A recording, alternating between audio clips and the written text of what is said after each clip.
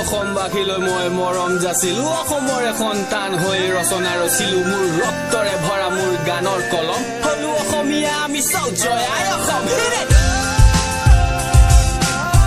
Hello friend, welcome to my channel Kishore Kumar Blog.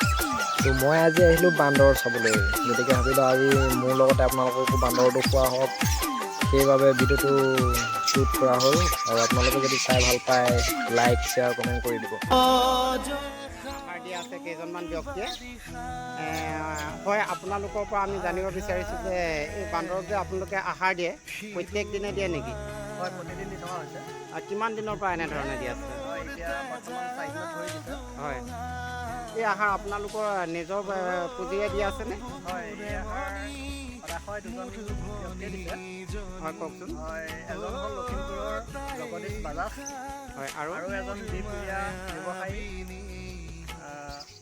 Maheshwari কোম্পানীৰ ফালৰ পৰা দিছে জগদীশ বাজাজে কিমান কি দিছে বান্দৰৰ কাৰণে জগদীশ বাজাজে আপোনাৰ বুট 1 কুইণ্টেল দিছে আৰু চাউল 1 কুইণ্টেল চাউল 1 কুইণ্টেল দিছে তাৰপিছতে আৰু মহেশ্বৰী কোম্পানীয়ে চাউল 1 কুইণ্টেল দিছে হয় হয় আমি তেখেতলোকলৈ আমি ধন্যবাদ জনাইছোঁ তেখেতলোকৰ পৰিয়ালৰ সকলোৱে মংগল কামনা কৰিছোঁ ঈশ্বৰে তেওঁলোকক ভালে কুশলে ৰাখক এয়া তেওঁলোক হৃদয়ৱান লোকে এই বৰ্তমান COVID-19 সময়তে যি বান্দৰবিলাক লঘোণে থাকিবলগীয়া অৱস্থা তেওঁলোকে বান্দৰৰ কাৰণে আহাৰ দিছে আৰু আপোনালোকে এনেদৰে আগবেলা পাছবেলা দুইবেলা দিয়ে হয় আগবেলা বুট দিওঁ হয় আৰু পাছবেলা চাউল দিওঁ ঠিক আছে